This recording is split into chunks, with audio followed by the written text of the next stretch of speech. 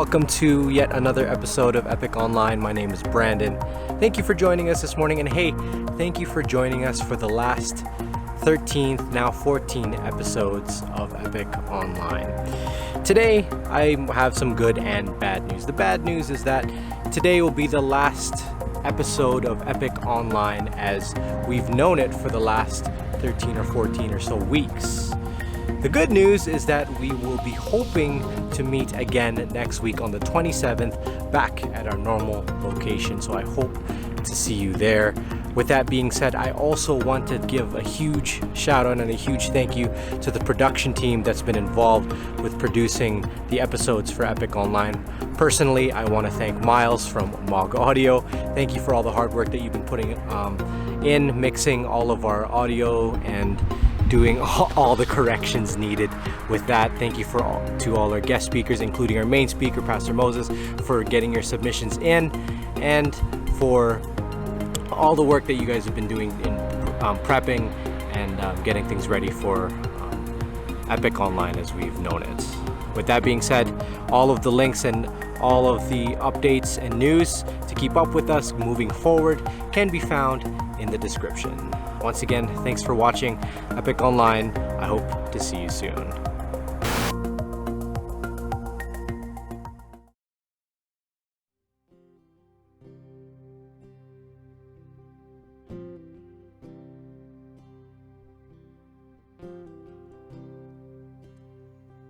I love you, Lord, for your mercy never fails me. All my days I've been held in your hands. From the moment that I wake up until I lay my head, I will sing of the goodness of God. All my life you have been faithful. All my life you have been so good. Every breath that I am able, oh, I will sing of the goodness of God.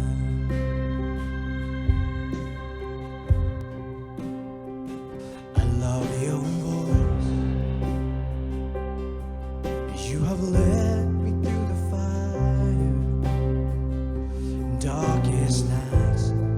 You are close like no other. I know you as a father, known you as a friend. As I have lived in the goodness of God. So all my life you have been faithful.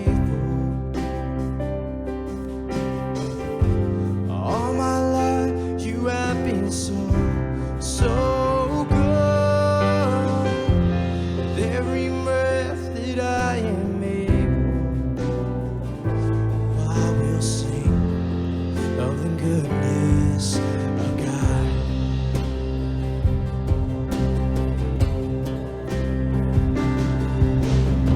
'Cause your goodness is running after me. 'Cause your goodness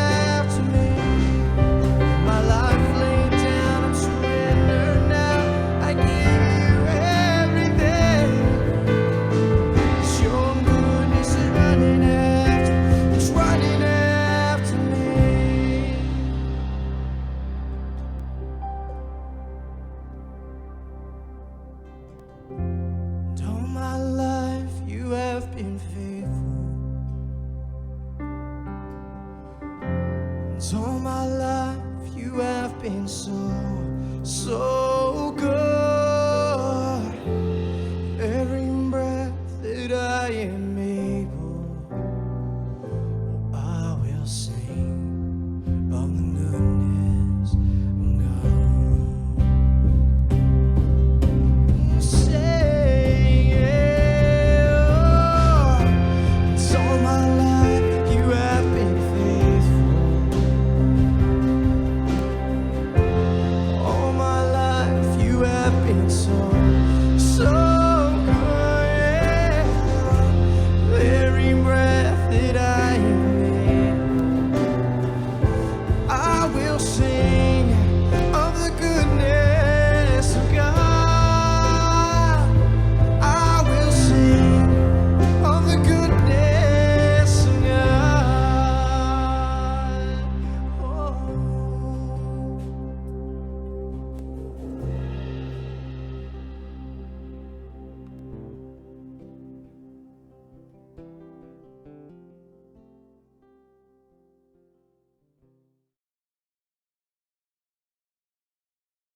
Now there were 4 leprous men at the entrance of the gate, and they said to one another, "Why are we sitting here until we die? If we say we will enter the city, the famine is in the city, and we shall die there. If we sit here, we die also. Now therefore, come, let us surrender to the army of the Syrians. If they keep us alive, we shall live, and if they kill us, we shall only die." And they rose at twilight to go to the camp of the Syrians.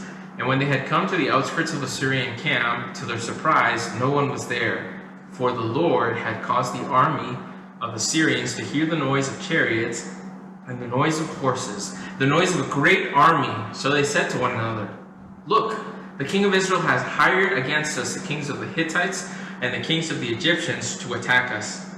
Therefore they arose and fled at twilight, and left the camp intact, their tents, their horses, and their donkeys. And they fled for their lives. And when these lepers came to the outskirts of the camp, they went into one tent, and ate and drank, and carried from it silver and gold and clothing, and went and hid them. Then they came back and entered another tent, and carried some from there also, and went and hid it. Then they said to one another, "We are not doing right. This day is a day of good news, and we remain silent. If we wait until morning light, some punishment will come upon us. Now therefore, come, let us go and tell the king's household." So today we're starting a new series. It's called Feast or Famine.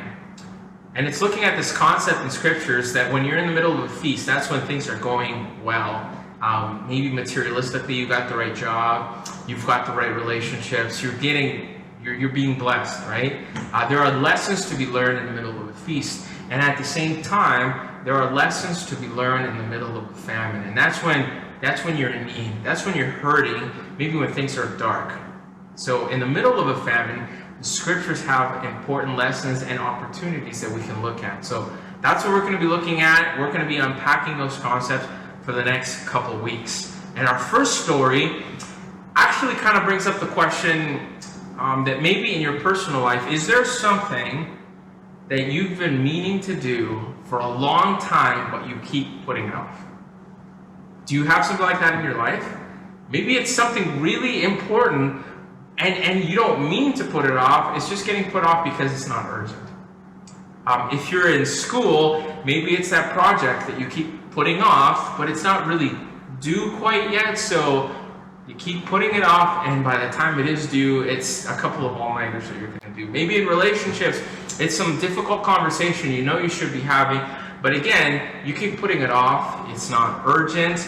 Or sometimes it could just be in the area of opportunity. You know that word opportunity is, in itself, it says it's fleeting. That the opportunity comes and it will be gone. So what if there are things that you cannot afford to put off? What if there are things in your life that you cannot afford to put it off for even one day? Because the moment you know that they're important, you have to do them. That's kind of the concept we're going to be talking about today. But what if there are things in life that cannot be put for tomorrow? that cannot wait till tomorrow. The moment you know that they're important, you gotta do them. And the thing is, your brain kind of works against you, because if you have the feelings and you even plan it out that you're going to do it, sometimes those emotions will tell your brain, oh, I'm going to do it. It's going to be good. But you know what? Only action is real. Feelings, plans, it doesn't count. Only actions are real. So today we're looking at a great famine in the scriptures. This was a real deal famine. We had the king of Syria, on some of your versions will say the king of Aram. He'd come down and he'd surrounded the capital of Israel, the city of Samaria. And he'd cut off the food supply, and people were hurting. This is how we know people were hurting. In 2 Kings chapter 6, it goes into great detail to tell us what the hot commodities for food were. A donkey's head was going for a lot of money, and people were paying good money to eat bird poop. That was in the Bible. People were paying money to eat bird poop. That's how bad things were going in this famine. But the people, the main characters of the story are actually some lepers. And the lepers, for them, these guys suffer from a skin disease, but the worst part of their condition is they were kind of living outside of society. They're not actually even allowed to go into the city. They live off scraps and maybe donations from other people. So when people started hurting, you know that the lepers were hurting even more. Their food supply was cut off before the city was, and that's where we start the story. They're in the middle of a famine, and what a gift the famine is for them.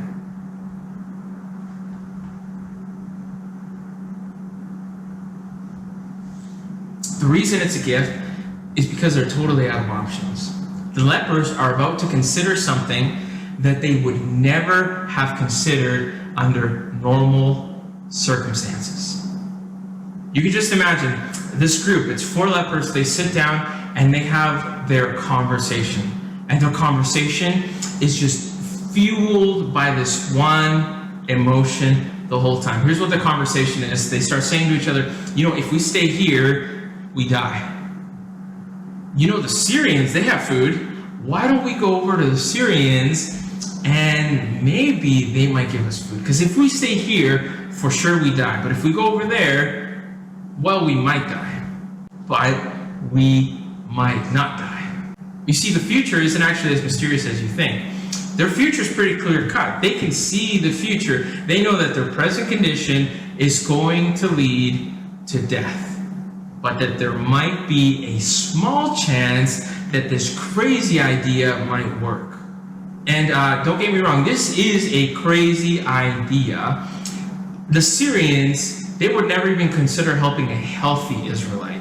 I mean, probably the Syrians aren't even helping their own lepers, and yet these guys know that that is the only way to life, to go to the enemy, and maybe they'll give them food. So the lesson in the story is the gift of a famine is desperation. The gift of a famine is desperation. What if all along there was no such thing as courage? What if all along courage is just desperation? Desperation all grown up. You know, desperation gone through high school, got a job. Desperation growing up looks like courage. Or maybe it's that desperation fuels courage. The more desperate you are about a movement, a cause, the more courage you can give to that cause. And their desperation allows them to see the only option, the only possible option in the story that would lead to change. But perhaps one of the best things about desperation is desperation allows this group to sniff out hope. In any circumstance, their desperation allows them to find hope. Even if it's just a sliver, just a little glimmer, they're able to find it because they are desperate enough. So it goes without saying that right now we're kind of in the middle of a famine. As a society, maybe personally you're in a famine because this situation that we're in, as a country, as kind of a nation right now. The situation that we're in right now may not end well unless something changes. Maybe your personal circumstance right now, you know that if everything stays the same, it won't end well unless something changes. And the future is not as mysterious as we think. We can have that conversation that the lepers have. If you continue in those patterns, right, of anger, it won't end well. You'll have a trail of just broken relationships. If you consider in those patterns of just being stuck to the way that you were raised, well, that kind of actually breaks our society apart, as we're seeing everywhere. If we continue in the patterns that we're in, it will not end well. The future is that not mysterious. If you're unhappy in your work, you will be unhappy in your work tomorrow.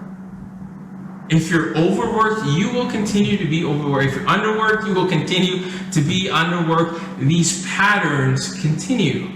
The future is not as mysterious as you think. Here's what gets me about the story. In the city of Samaria, the capital of Israel, everyone was aware of the famine. Everyone knew what was happening.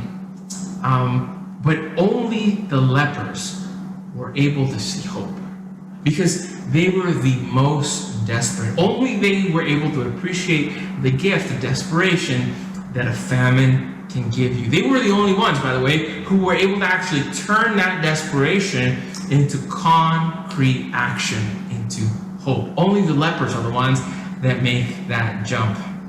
So when it comes to feasting and famine, the temptation is to think that the choices you have are courage or fear, right? When you're actually caught in the middle of a famine and things are hard, you think your only choices are, okay, I can either be courageous or I can be fearful, but that's actually a false choice. There is nothing wrong with being afraid. There's nothing wrong with having fear. It's just an emotion. It's actually a natural, healthy thing to be fearful. The choices that you're given with feasting or famine are actually between courage and comfort. To be courageous or to be comfortable and stay in the status quo. You see, when the famine is gone and everything returns to normal, other things return. Mediocrity returns. You get just enough to be comfortable, to experience relative safety, just enough to exist, just enough to be bored. And that's actually the choice of feasting and famine, courage or comfort. So this is the invitation of the story, is to embrace the gift of desperation, because you can only get that in a famine. Are you right now desperate enough to actually make a change? To actually step out in faith, to be bold in your life? Are you actually desperate enough to do that? If it's in your job, are you desperate enough now to maybe look for a new career, to look for a new path for your life? Maybe your job is destroying your family. Are you now desperate enough to make that move and save your family? Some of the choices that we need to make in this life will require great courage or great desperation.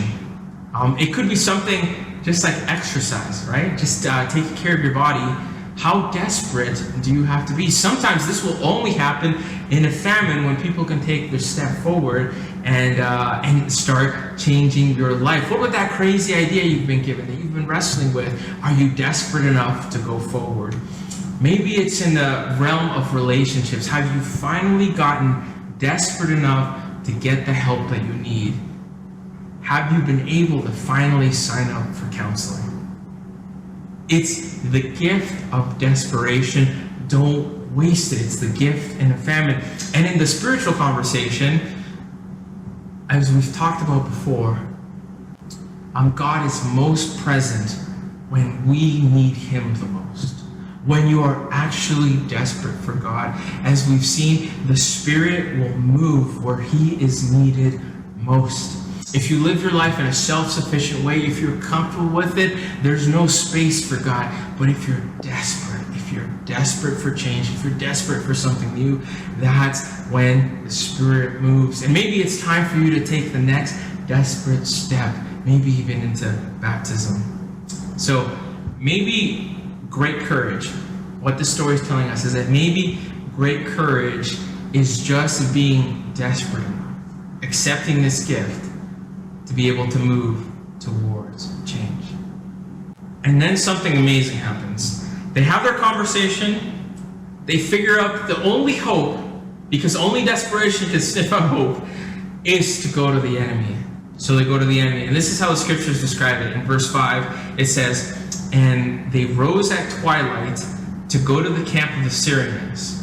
And when they had come to the outskirts of the Syrian camp, to their surprise, no one was there. For the Lord had caused the army of the Syrians to hear the noise of chariots and the noise of horses, and the noise of a great army.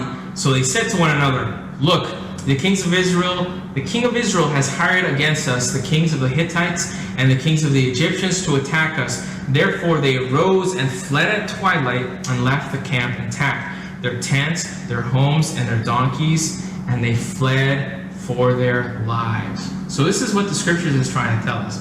That the moment that the lepers begin walking, the Syrians hear an army. It's the same phrase. They began walking at twilight. The Syrians began running at twilight. So Hans Zimmer, Eat Your Heart Out. But the soundtrack that God used, that the Syrians heard, scared them so badly that they abandoned everything. They even leave the horses. How scared do you have to be that you think that a horse is going to slow you down?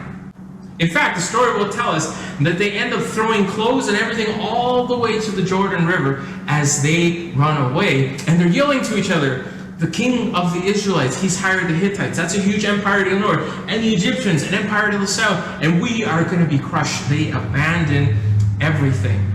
So we take a little bit closer look at the story.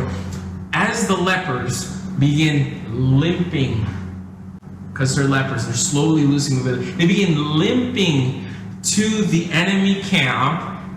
God makes the dragging foot sound like a mighty horse. As they're kind of groaning and moaning as they move along, God makes it sound like trumpets. It's almost cosmic. Their little steps are translated into something incredible, something life-changing, something that saves an entire nation. So desperation in the story becomes a gift that keeps on giving. Because desperation moves the lepers to self-surrender. The story actually tells us they're there to surrender themselves. They're literally walking out to surrender. They've come to this decision that holding on to that little, small, tiny life that they have, those little scraps of life, is not as important. It can be surrendered to the hope of something bigger. And that's one of the freedoms of desperation. Things that you thought were important, if you're desperate enough, if you surrender to self, they no longer matter. Because the way that people see you, the way that people see your image, that is not as important as it used to be. You're not beholden to what people expect of you, because you're surrendering yourself. Something has become bigger, something has become greater than yourself. That is self-surrender. You would never beg, because that's too embarrassing of how people see you. But if you're desperate enough, it doesn't matter. You've already surrendered. You can beg. It doesn't matter what you look like. You are truly free. You are free to be the real you. That is self-surrender. And in the area of a spiritual conversation, some of us are walking around with baggage. Things that we've picked up throughout our lives, expectations that we may have put on ourselves, expectations that others may have put on ourselves, But there comes a point where if you become desperate enough, you can, the Bible actually calls it die to self. And say, I'm no longer the first one that calls the shots. And you can actually take that step over the line of faith. It all starts with self-surrender. Because your greatest life, the greatest good that you can do is always going to be on the other side of self-surrender. It's going to demand an absolute sacrifice of everything that you are. If you want to make a dent in the universe, if you want to change something in the world, it's going to demand everything from you. If you want to reach your community, it's going to demand your life.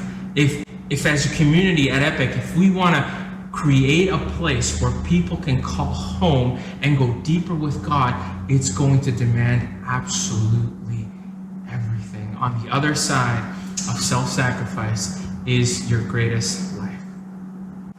So in the midst of the story, somehow the lepers run into a deeper truth about faith, into an insight that's really, really important, that a lot of us, sometimes it's a hard concept to understand in the area of faith. Because you see in their story, the dots aren't all connected. There's barely any dots at all. What I mean is, it's just a small sliver of hope. And yet, nothing happens until they start following that small sliver of hope.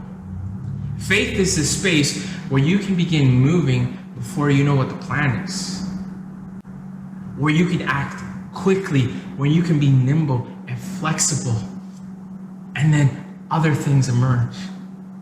So these guys, they start walking, and God actually uses their very steps in a very cosmic way to get rid of an entire army and change the nation. But did you see that? There's hardly any dots to connect. So this is the conversation this invites, is that God is looking for someone to simply take the first step. It doesn't even have to be a good step. God is constantly looking for someone to take. It doesn't even have to be a step. It can be a limp. It can be a drag. That's what these guys are doing. And God can do something. God is looking for someone who is willing to step into that great unknown and refuses to simply exist. And I love the quote by Moody, a guy named Moody, preacher. He would say, the world has yet to see someone who is fully committed to God. He's saying that every generation, there's going to be some people that are going to actually commit and be able to run before they can see. And it's through those people that the world is changed. It's through those people that cities are saved. So they move. God shows up. Hans Zimmer's soundtrack. Why do I keep going back to that? I like his music. And people run away, and they show up. Everything's abandoned. The Bible tells us that they start going into one tent. They feast. They feast. They go from famine to feasting. They grab gold and silver and clothes. They go hide it. They keep going from tent to tent. And then somewhere in there, they run into another truth about famines. Actually, this one's a truth about feasting. And it's this. If feasting is just for you, it's never going to be enough. If you're in a feasting space right now, and it's just for you, it's not going to be enough. It has to be beyond your story. Feasting is meant for a greater life, for a life outside of you, for something beyond you, something that will outlive you. So here they are, they're eating, they've had it bad for a long time. And all of a sudden they've hit the jackpot. They're eating good food, veggie links all over the place. It's just really good stuff. And then verse 9 is what they said. Then they said to one another, we are not doing right. This day is a day of good news, and we remain silent. If we wait until morning light, some punishment will come upon us. Now therefore, come, let us go and tell the king's household. So we're in the middle of a famine right now, I think, as a nation, as a society right now. And there's a dark side to famine. There's a lot of opportunity in a famine, but there's also a dark side to famine. There's a real dark side to desperation, because desperation can lead to fear.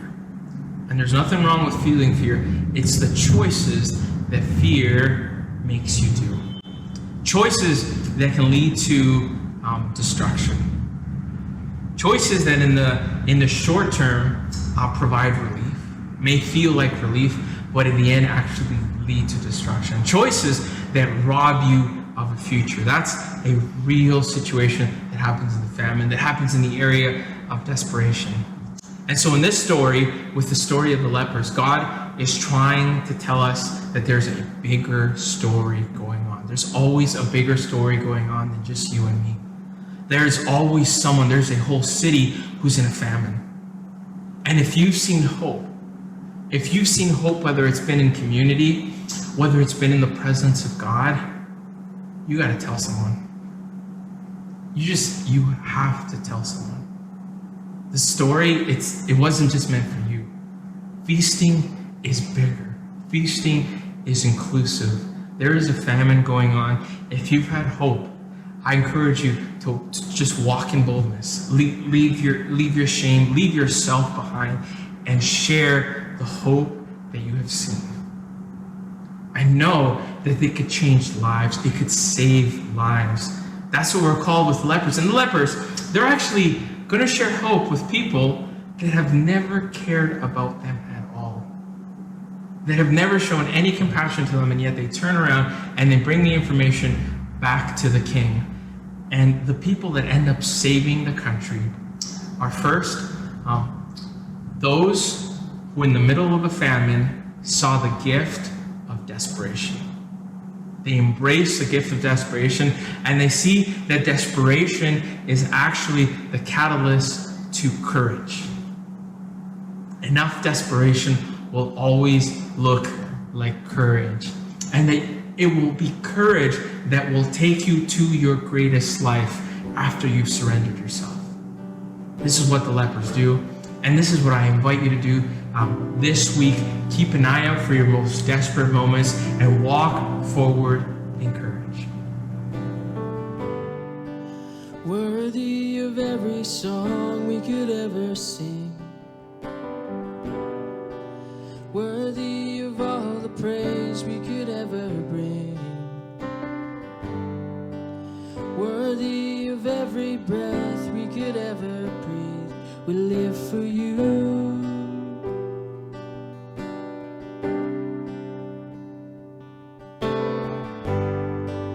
Jesus, the name above every other name.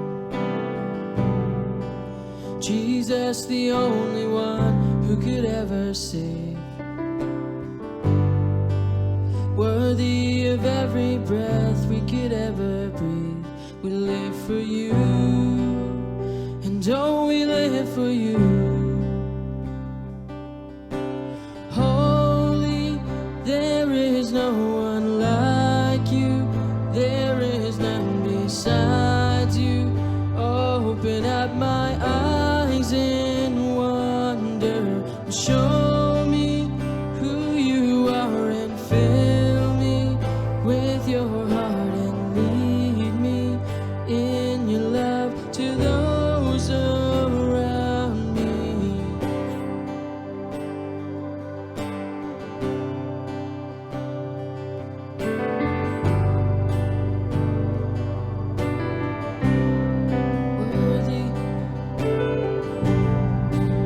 Worthy of every song we could ever sing, worthy of all the praise we could ever bring, worthy of every breath we could ever breathe. We live for you.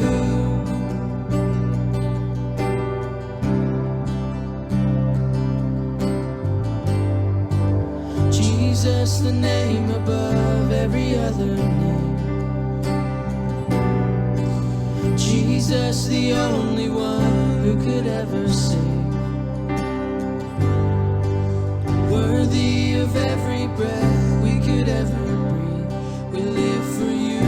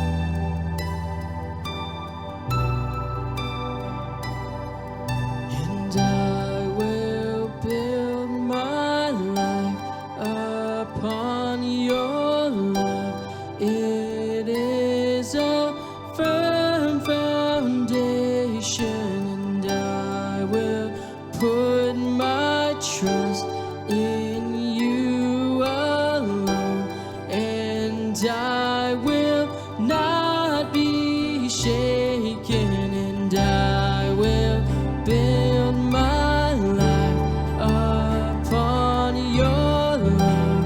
It is a firm foundation, and I will put my trust in you alone, and I will not be shaken.